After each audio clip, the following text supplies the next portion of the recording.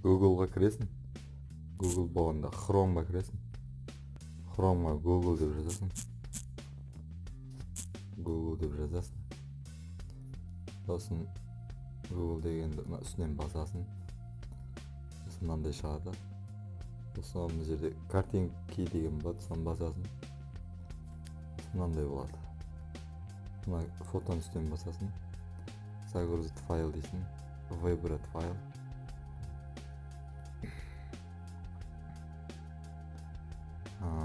Сосын мынаны басасың да. Қандай фотоны іздемекші болсаң, соның үстінен басасың.